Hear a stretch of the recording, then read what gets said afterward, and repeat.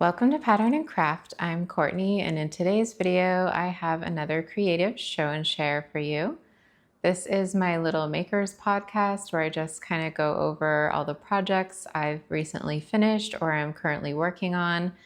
And it's generally knitting and crochet, but also could be other crafts, but usually in the fiber arts realm. And I want to apologize because it's been a little while since I have done one of these videos. I think my last one was in November of last year. So I haven't even done one in 2025 yet. And, we had the holidays, and then I actually had a lot of health issues in the beginning of the year. Nothing major, but I had a sinus infection in January, February, and March. And then I was dealing with allergies pretty bad all through April, which I've never had seasonal allergies before till this year. I think our pollen count was just really, really high, and the weather or whatever, I don't know. And just since then, I've been a little bit busy with work and things, but finally things have kind of calmed down, and I have been making stuff all this time, and I've also been creating content for my channel, like tutorials and things. I think I did take a break there for a couple of months when I wasn't feeling well, but I have pretty recently been uploading about one a week. I did some knitting stitch tutorials and then a pretty in-depth one just on the basic granny square, but I still feel like I'm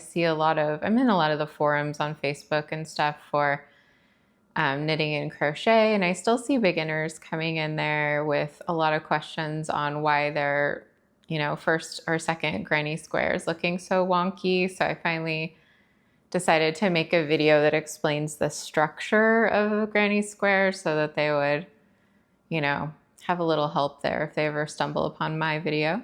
But yeah, I've just been really I've been honing my knitting skills recently, so that was something I just picked up last fall. I think my first or second creative show and share was when I had started. So just fall of last year, I think, or maybe late summer is when I started learning to knit.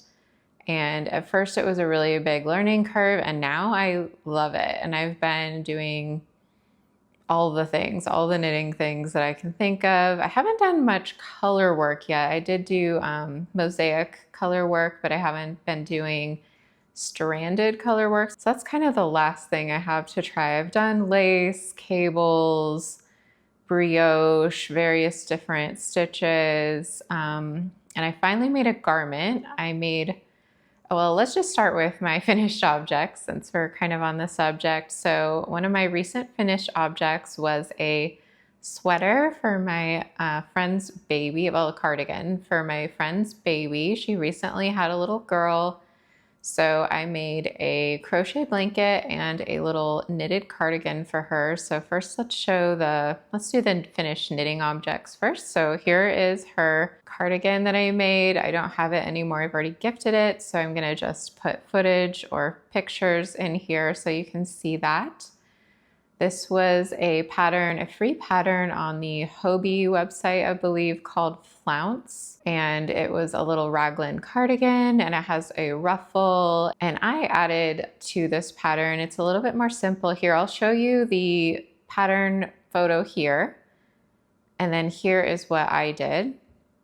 So you can see I changed a few things. The raglan seam, neckline, and sleeves are all the same, and the button band. But I added some lace details near the start of the ruffle, and I added sort of a faux seam along the ruffle just to tighten up where that transition is from the main body to the ruffle. And I also added a decorative crochet trim along the bottom, like just a simple shell stitch. I also reinforced the edge of the button band with crochet, and I think I might have done that at the sleeve and neckline as well. And also I noticed I made a mistake with my button placement. I should have made that last button further down and been more planned out on how far apart my buttons were, but it was my first time making a button band and my first time doing buttonholes, so I was just kind of guessing and going along, and that's where they ended up. But it's a baby cardigan and most likely will never be buttoned anyway, so it doesn't really matter, but it was a good learning process for future when I'm making garments for myself. And I paired this with some really cute little floral buttons I found on Etsy. I'll include a link in the description of this video if you're interested in those. And the yarn was the Stylecraft Naturals Bamboo Plus Cotton. And that's a really nice one that I use quite a bit. I like it for the softness and drape of it. And this is a baby that was born in springtime, so I figured it'd be good to have more of a summer weight cardigan. Also, she lives in California where I used to live, and it can get pretty hot there. It never really gets cold enough for a wool cardigan anyway, even in the winter. So yeah, I figured a summer weight yarn would be the best for that option. And it was the same yarn that I used to make the crochet blanket. Let's go ahead and talk about that now. Let's mix crochet and knit together. I don't think it makes a difference which we do first. So again, I have gifted this at this point, so I don't have it with me anymore. So I will include footage and photos. This is a blanket that I started a long time ago just as a little fun sampler to come up with different blocks that all sort of went together but weren't the same thing over and over. So this is a really fun blanket to create. I had a lot of fun with it, and I didn't really have an intention for it when I started making it. I truly just was playing with color and just different combos and having fun seeing how each of the designs worked up in different colors in a coordinating palette. And then I kind of lost steam on it, and it sat in my whips pile for a while, and I didn't touch it for a few years, I think.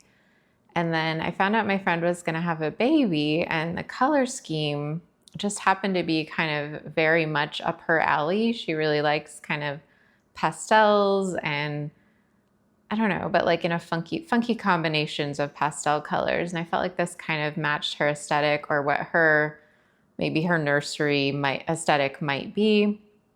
So I went ahead and pulled it out of hibernation and worked on it some more. And yeah, it's I think a very successful blanket. It all goes together really well, even though I think every single square is different. I just would kind of randomly decide what the colors would be. If it was a daisy, I would do, a random color for the center, and whatever petals looked like they went well with that, and whatever background color seemed to pair well. And then each square has a little border of granny stitch, or no, it's not really granny stitch, it's just 3 double crochet, chain 1. Then it has a joining stitch that's kind of a pretty lacy stitch in the dark purple. So I was able to make a bunch of squares and then lay them out and see how they could go together well in a, kind of a random pattern, but actually look coordinated at the same time. It's hard to explain, but you can just kind of have fun with it. And as long as you stick to a pretty tight palette, it all can go together really well. And I made sure that none of the borders were the same color as any border right next to that square. So you never have, purple with purple or pink with pink right next to each other. But, you might have a pink border on one and then a pink flower on the one next to it. So they all kind of coordinate, and it's really fun to work on. And then for the border, I just did some rounds of granny stitch and then a pretty kind of variation on a shell. And I think it turned out really cute. And with that cotton bamboo, it's really drapey and really, really soft and, pretty washable. I'm not sure if it'll shrink a lot if she ends up putting it in the dryer, but I did wash it on delicate in the washer, and then I dried it on low heat or super low heat, and then kind of laid it flat to dry once it was, halfway dry. And it looked great. It didn't pill up, and it didn't shrink a ton, and it didn't distort it or anything. I just was able to lay it flat and have it look pretty nice. So I think that was a good yarn choice for that one. And she actually has received the blanket and she really likes it too. So that will be called the Elise blanket because that's the name of the baby. I like to name baby blanket patterns after the baby I created them for, unless I just created them for fun and for a pattern and they don't have a recipient yet. Then I might just make up a name or just call it something that refers to the style of the pattern. So those are my two finished objects I don't have with me. The rest I do, so we can start going through those. I have a few from over the winter I'll just go through real quick. So I actually have a tragedy to show you. Here's what happened to, so embarrassing.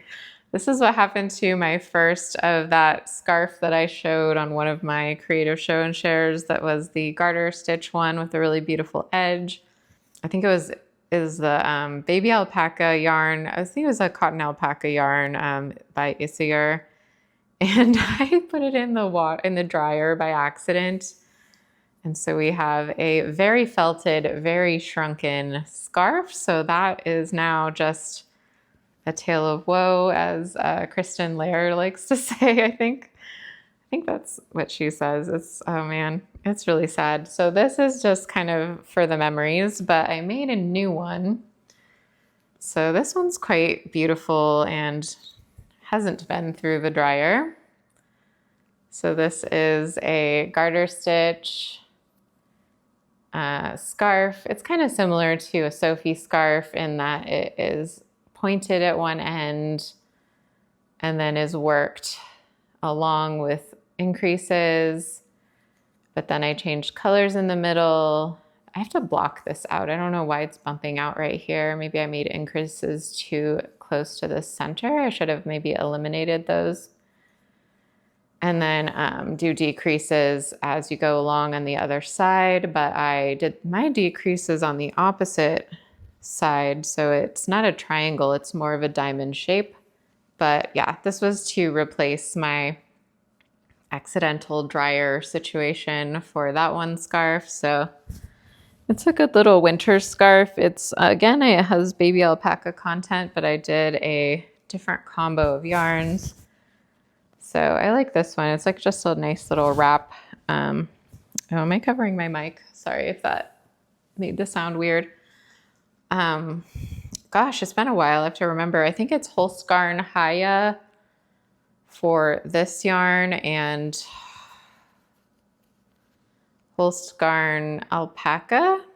I'll put it on the screen. I don't totally remember what yarn I use. I mean, I know what ball of yarn that I have the leftovers, and it probably has the ball band on it still, but I don't remember off the top of my head. But I also did one strand of acrylic yarn held with those. So it's a little bit lighter that way because alpaca can be kind of heavy and drapey. So I combined it. Well, the Holskarn Haya is alpaca, yak, and silk. And then this one's just alpaca, but in the same weight of a fingering weight. And then I held those with, I think a fingering or sport weight. I think sport weight, just acrylic yarn. I think it was like soft and sleek DK. Oh, I guess it was a DK. Well, it felt really light for DK. And that was kind of just to make it a little bit more durable and to make it a little lighter and to use up that yarn because I don't really use acrylic a whole lot anymore. And I never really did use 100% acrylic that much, but I had those two balls of it. So I wanted to use them up for something. So I figured they could kind of stretch the nice yarn longer because those two yarns are rather expensive. And I paired them with cheap acrylic, which might sound like blasphemy, but it ended up with a really beautiful effect. And I think it was pretty successful. So, I mean, you can't even feel that this has acrylic in it. It just feels like a nice natural, it just feels natural and soft and yeah, you can't tell at all. So it worked. But that's just a really simple scarf of like just kind of a self-drafted. I did not do, and I think I mentioned this before on the first version, but I did not do an I-cord edge. I did this edge here, which is the same all around like an I-cord edge, but it's a little bit easier to make. It's a slip stitch edge, and I do have a video tutorial on that on my channel. So check it out if you're interested. I'll of course link that in the description, or leave a card or both so you can see that. I also finished this scarf. I think I might have shown it on my channel before. Sorry, a cowl. So I also finished this cowl. This I think I showed on my channel when it was in the works. So this is just another self-drafted pattern, which I actually need to redesign because it is too wide and not tall enough. I kind of just was guessing off of other cowl patterns. And because it is such a drapey material, and I think just also it ended up a little wider than planned and a little shorter than planned. So it doesn't really fit well for a cowl. It kind of just looks like a weird necklace. It's too, yeah, it doesn't sit like a cowl should. So I need to redesign it. But I do like what I did with it. So I don't think it's brioche. I think it's fisherman's rib mixed with seed stitch. So, and then I kind of had this tapered effect going on. So it's almost like a zigzag edge. And I used and it's reversible, so it looks the same. I love reversible stuff. So it looks the same on the inside and the outside because both stitches are reversible stitches.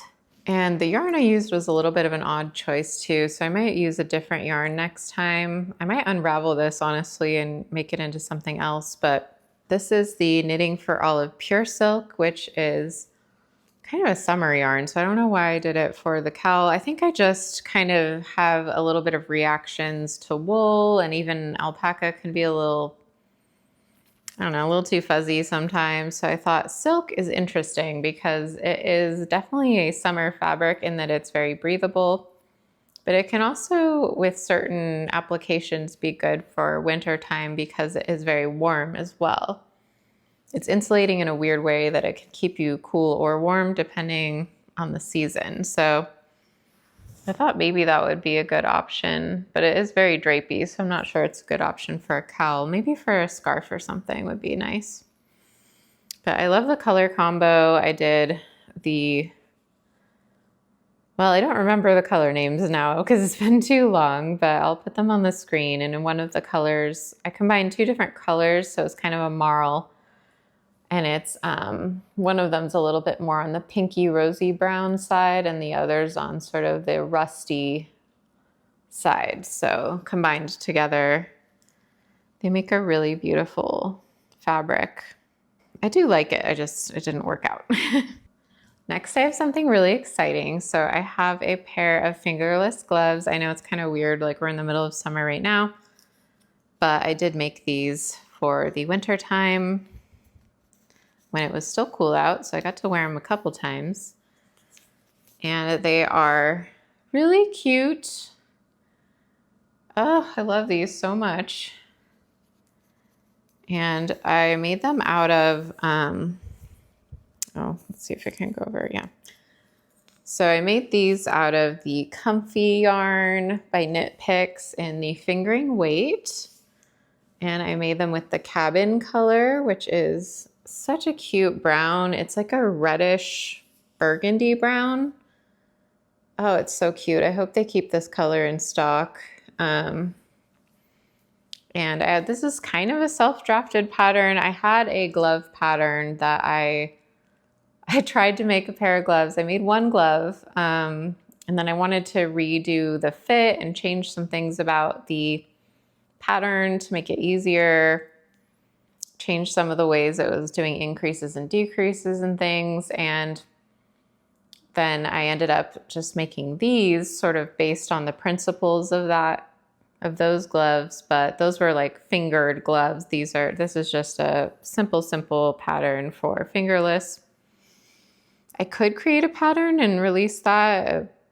They're so basic. They're just like 2x2 rib, stockinette, basic increases, basic thumb hole with the 2x2 rib around the thumb and the finger area. But yeah, I might actually release it because I think the only thing that was the same as the original pattern was, well, even that I changed. I changed the length of the 2x2 rib, and then I adjusted some of the stuff that happens in here. And then obviously the other ones had fingers and these don't. So anyway, they're really fun to make and super basic, but who doesn't need a basic fingerless gloves pattern? I mean, they're so fun. I don't know. A lot of people really love knitting socks, and And the other thing I was going to mention is these are really easy, and they're easier probably than socks, I would say. Because with a sock, you have to deal with the whole toe thing, and you have to deal with the heel. And I don't know, I feel like I'm a fingerless mitt kind of girl, so I might be knitting up a bunch of these in different colors and different yarns, and maybe like invent different patterns and try some color work on the tops, or I don't know. I might do a lot with the whole fingerless mitt thing because they're so fun to knit, and you know you could have several pairs and that would still be really useful. They were good for typing and being able to do crafts and things. I always kind of saw these and was like, well, they're cute, but who would ever wear gloves without fingers? But then I found out they're actually really useful for typing and crafting because you need to be able to, and using your phone and all of that. So, and yeah, I just can't see spending that much effort on socks yet. Maybe someday when knitting isn't as challenging or when I'm further in my knitting journey, but right now I can't really justify spending all that time and effort and then walking around on that object, that precious object, and potentially getting a hole in it. I don't know. Socks just still kind of like, well, I can get them for a couple dollars at the store, but like these are actually, like people will notice them and you can kind of be a little easier on them than something that goes in a shoe or that, is touching the ground a whole bunch and getting scuffed up. So I think I might be in the fingerless mitts, not the let's knit a million socks camp, but I don't know. We'll see. Probably next time I'm on here, I'll be like, look at all my new socks. I don't know. We'll see. And lastly, for my last finished object for today, I have a little mini scarf because everyone's making mini scarves. This is another one with a reversible stitch. So it is a slip stitch on garter, but it's done in a way where you see the slip stitch on both sides as opposed to, I have a work in progress where there's a slip stitch detail with garter, but the reverse is just, garter basically with some of the back side of the slip stitch. But for this, I figured out a way. This is again a self-drafted pattern that I probably will release because I have written up the whole taper thing for both the start and the finish, and then the middle of the scarf is just repeating 1 or 2 rows the whole way. And yeah, I really love reversible stitches. The whole thing I got into knitting, I really wanted to learn brioche, which I did. I have something to show you in a minute. But then I learned that other stitches can be reversible besides brioche and garter and seed stitch, and you can actually like do stuff like this. So yeah, it's really fun. And it has that same beautiful slip stitch edge on it that keeps the edge really tidy and beautiful and matches the details of the stripes on it. And this is just a little mini scarf. Like everyone's making those little mini scarves right now. And so I felt like, oh, that'd be so cute to make. I don't know if I'll particularly wear it a whole bunch. Maybe it's too hot now, but maybe in the fall or something, I'll figure out how to style it. But I don't know. When I threw it on the other day, I was like, oh, it is pretty cute. So I don't know. I just had a lot of fun figuring out how to do the taper, how to make it two-sided, how to do the taper again, but with decreases instead of increases because it's worked point to point. So those are a lot of fun. I'm just really having a lot of fun with knitting in general and also designing and adjusting patterns, and I don't know. I'm just having a lot of fun right now. I did release 2 videos recently, one for a French braid-like cable and one for another sort of braided looking cable that I called the baguette cable. So I'll put links to those here. So I don't know. I was having a ton of fun with knitting, and it's really crazy that I just started learning last fall, but I kind of hyper focused on it majorly. So yeah, it's kind of taken over my life a little bit, and I'm definitely doing more knitting than crocheting now, which is kind of wild for me because I've been crocheting pretty actively since 2020, I would say, or at least the end of 2020, 2021, you know, pretty consistently, off and on, more in the winter than the summer. But now I'm all about the knitting. But I still do a little crochet. Actually, I have a little whip for crochet as well today, actually a couple. So let's get into whips. So let's start with this scarf. I have a beautiful little, again, a reversible stitch for you. This is one that has a mini honeycomb on one side, and it has sort of an infinity symbol kind of feeling stitch here. And then I'm gonna do the whole center of the scarf is gonna be the infinity, and then it's gonna go repeat this on the other side where it has the waffle, the infinity and the waffle, and then 2x2 rib here. So this is Cardiff cashmere, and I'm in love with cashmere yarn now, which is a problem because this stuff's like $30 a ball. It's kind of a problem to be in love with this yarn because, yeah, it's not cheap. Oh, I just noticed I have a little crumb on there, sorry. But it's so beautiful the way it knits up. I haven't blocked this or anything yet, and it's so buttery. It's so soft. I have a feeling it might pill, but it's so beautiful. Anyway, but yeah, I'm just really enjoying coming up with stitches that are reversible. And that's really fun, especially this one, which this one's pretty simple. You just kind of do twist stitches using knits and purls, but here it's just like a 4-row repeat. But sorry about the needle sounds. This one's a 8-row repeat. So that one's a little bit more complex, but I just filmed a video tutorial on the infinity stitch pattern. And then I also have this one I already have a video on, the mini waffle reversible. But yeah, I've just been having fun with this. I actually originally was gonna combine 3 different reversible stitches. So I have sort of the first version of that scarf. And again, it's a little mini scarf. It's not super big. It's just a little guy. But it was more about playing with the different stitches and having fun with it and not trying to make any huge project. So originally I was going to do a combo of this reversible diamond lattice pattern with the infinity, with the waffle. And then this was just looking too busy with all 3 stitches together, and also the diamond lattice knits up a little tighter than the other 2 stitches. The mini waffle and the infinity, those 2 stitches really live with each other really easily. Yeah, here we go. It's these 2 together.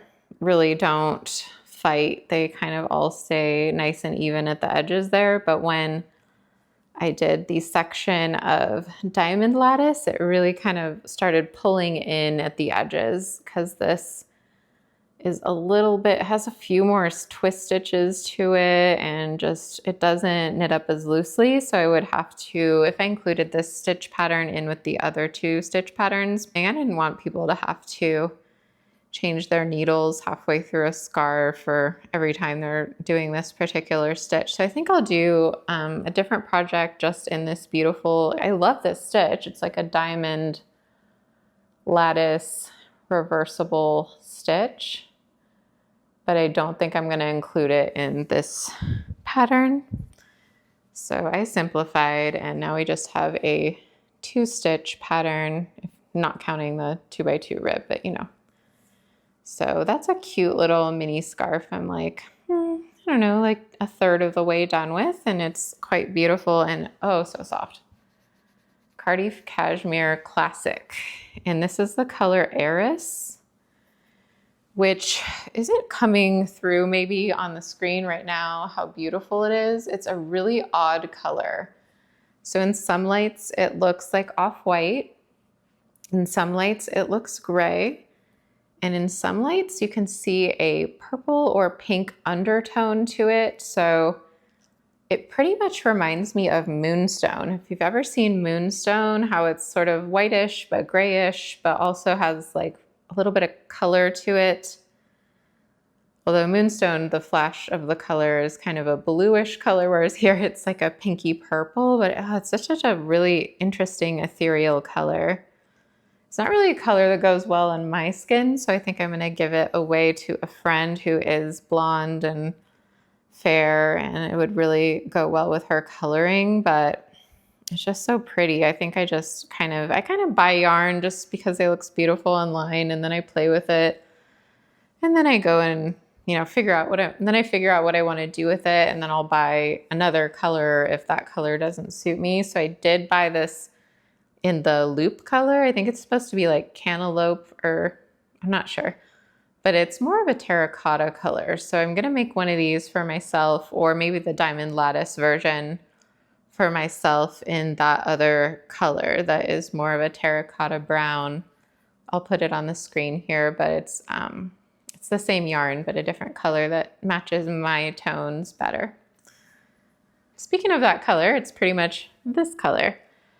So yeah, I'm gonna get some of the Cardiff cashmere in a bit, basically this color, and do something for myself after I finish that scarf for my friend, and then I will release that pattern once I have it written up. But this is something I'm working on right now that was a pattern that I came up with a while back that is sort of like a diamond motif, pointed oval. I'm not really sure how to describe this shape, an eye shape kind of.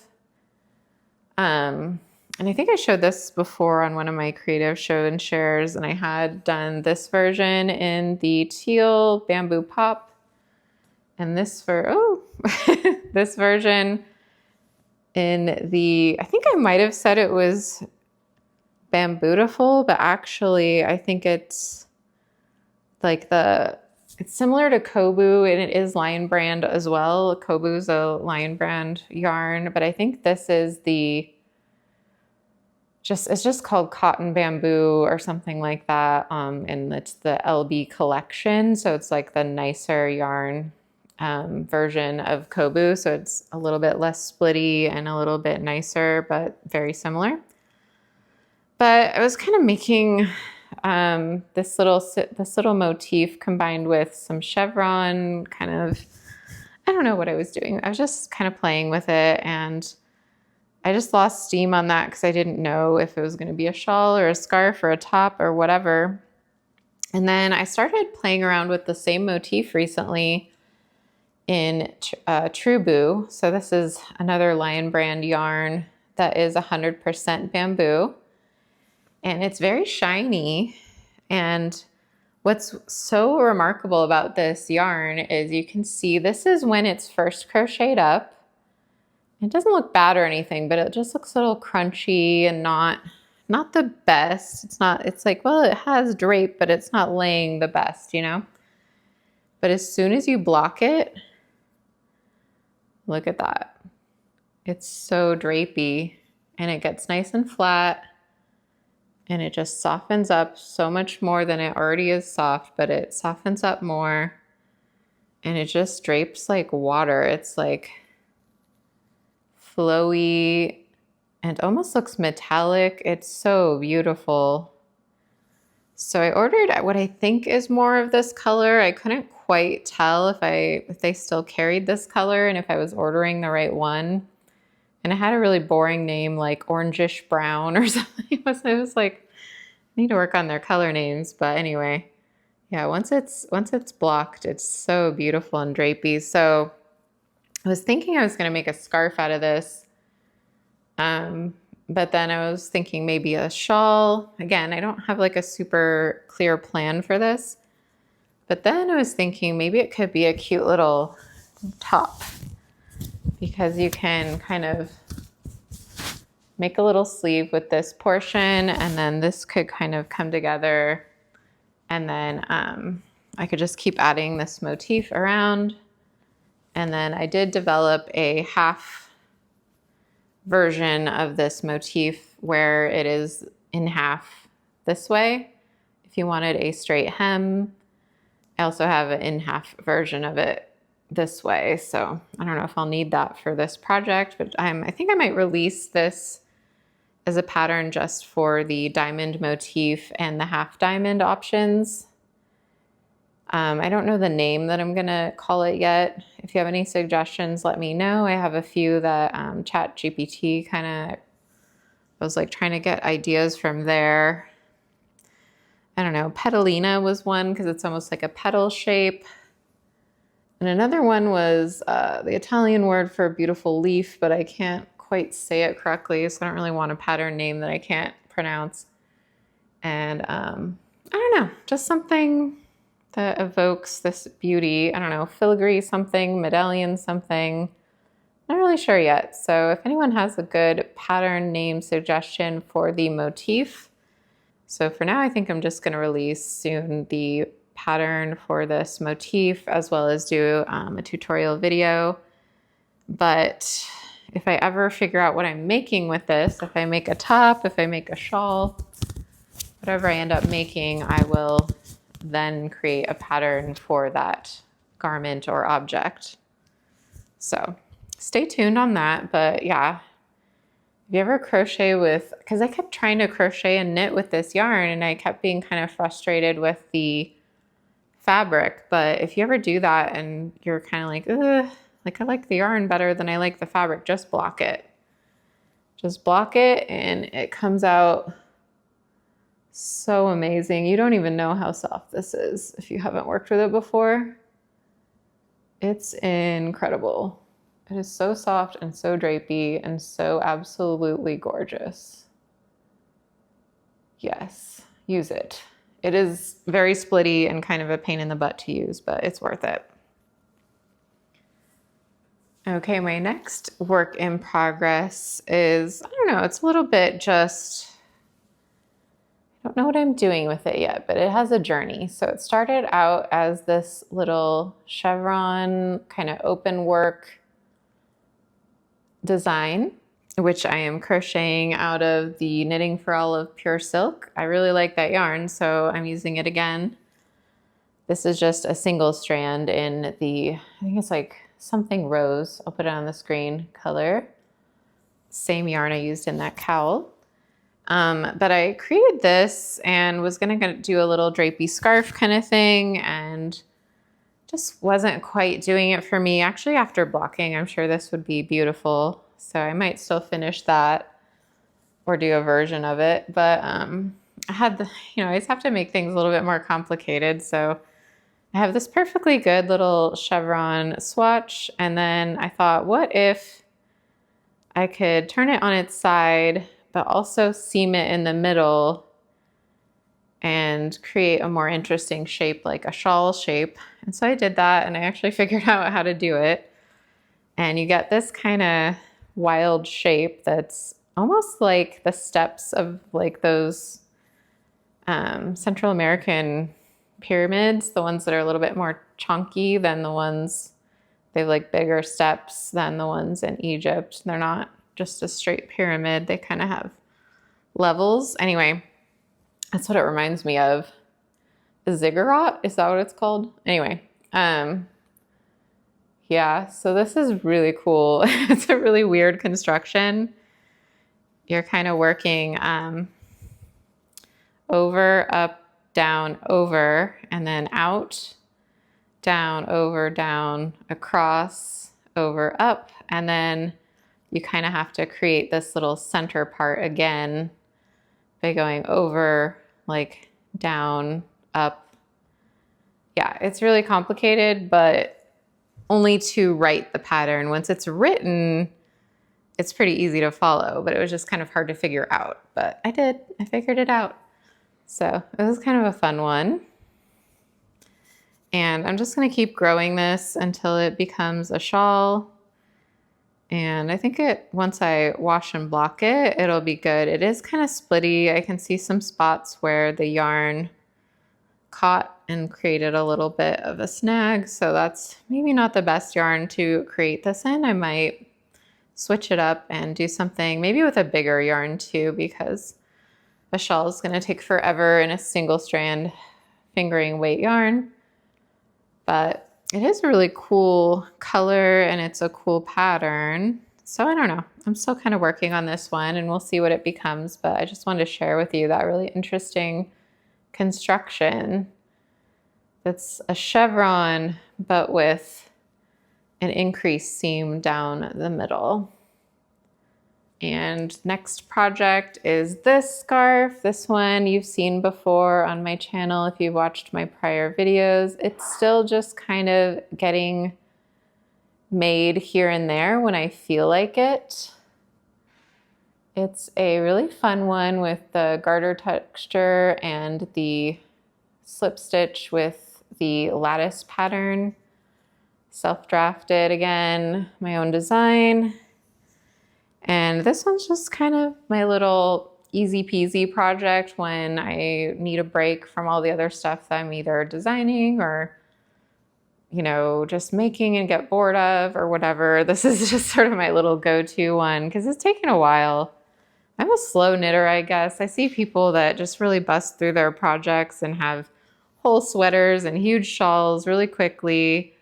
And, you know, I work on this thing off and on and I feel like it's been months and months, but I also have lots of ideas, lots of projects, lots of whips, lots of designs in the works, lots of stuff that I abandon.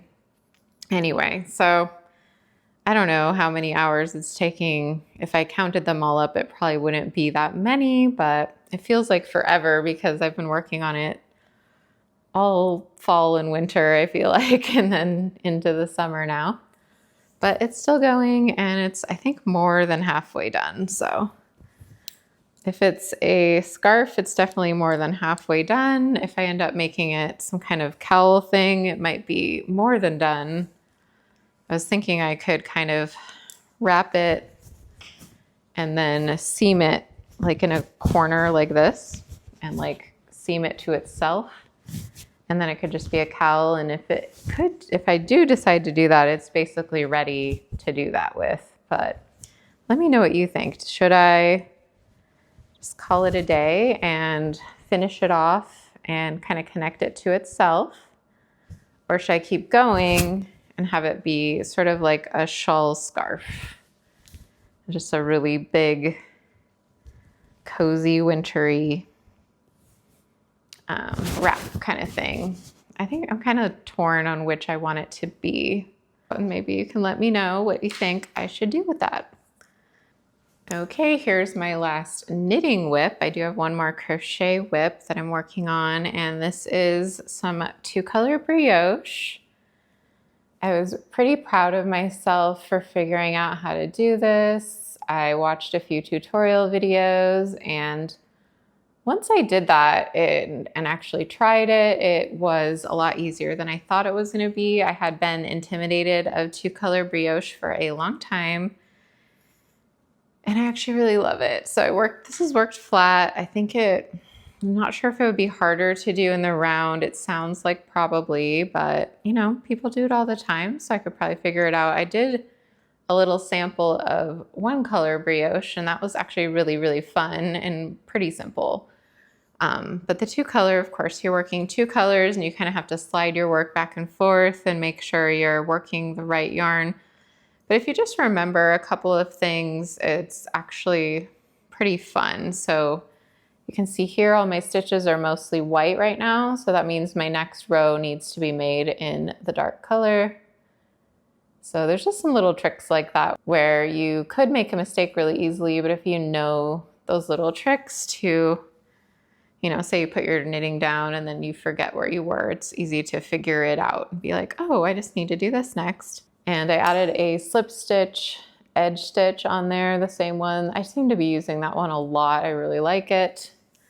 It's the same stitch I'm using on almost all my projects right now that are worked flat. So this has a little bit of yarn splitting as well. Anyway, over here you can see it better.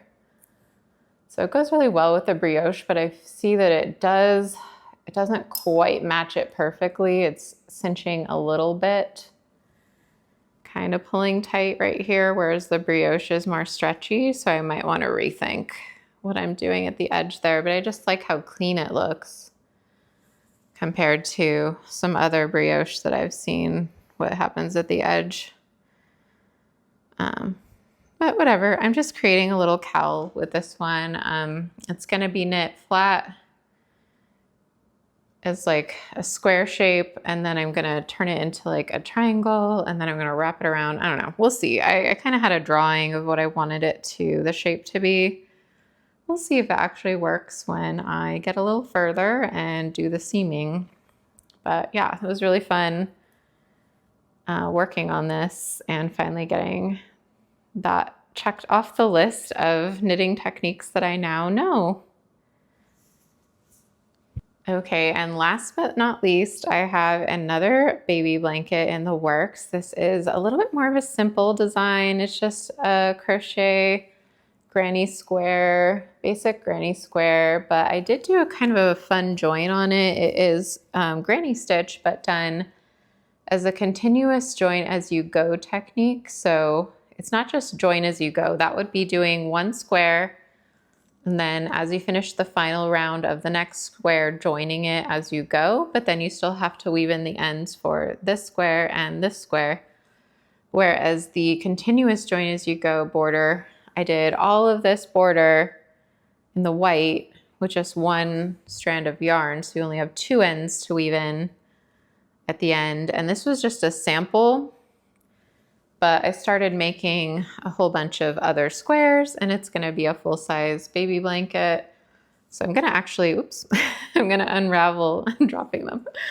Anyway, I just have been working on these every so often. Again, this is another little mindless project where I can just pick the yarn up and create a few squares here and there when I just want something to do with my hands, but I don't want to have to think too hard. So I go ahead and make a couple of these, and when I have enough of them, then I'll probably unravel most of this join and then just connect them all at once into a blanket.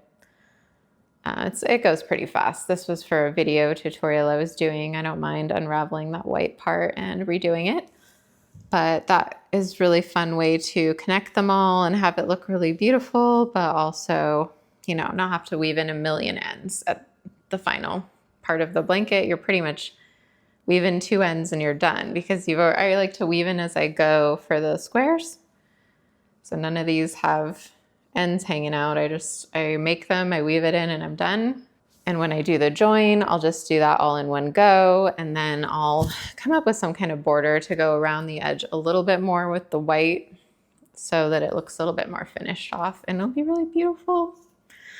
This one doesn't have a specific, oh, that's the back. This one doesn't have a specific recipient, so I don't have a baby in mind for this one, but I'm sure someone in my life will probably have a baby at some point, and then I'll have a little bit of a head start on a baby blanket for them, because the last one I created, I was a little bit late. I finished after the baby was arrived, so it's always good to have a few baby blankets either close to done or finished for those situations so that you don't end up feeling rushed to finish the blanket before the birth and maybe not quite making it. But yeah, so I don't know if I'll do a pattern for this, but I do have a video tutorial on that technique. I actually have a video tutorial for the squares as well, because I did them with an invisible join technique. So you tell me, can you tell where the join is for the rounds of the square? It's a little bit hard to tell, right? Because I figured out a way to do it where you can't really see where the join is. Usually there's a pretty distinct kind of like, oh, that corner is the one you're joining them in, but I actually found it. It's right here. So you can only really tell because you can see the chains going up right here, but you don't have that bulk of working over the chains and the join, because I started doing a new technique for my granny squares to make them kind of invisible so you can't see where the join is. Same for all of them. Anyway, so I have a video on I think it's called joining granny squares or something, but it means the joins between the rounds. So I have a video on that, on how to do that invisibly. Actually, I have a video. The video is actually on how to do it 3 different ways. And I think the final way, or one of the ways I show, is the invisible way. And then, yeah, I have a video on this joining technique as well. And if you see up close, it's not your normal slip stitch join either. So you're not just doing a slip stitch, you're actually doing remove the loop from the hook, pull it through, then make a chain 1, which makes sort of a twisted join look rather than that little like kind of toothy look. So anyway, that was really fun to create. And now I'm going to do the full-size version. So that's everything that's not everything I've been up to creatively in the past few months, but it's what I decided to show today. So I hope you enjoyed that. I hope it was fun to see what's in the works and what has been completed, and hopefully it was a little bit inspiring or just fun to hear what someone else creative is up to while you're doing your own creative thing or working or cleaning or whatever it is you were doing during this video. All right, I hope to see you next time. Don't forget to like and subscribe, and leave a comment if you had any questions, comments, I don't know, suggestions, anything. Just say hi. All right, I'll see you next time, and happy crafting.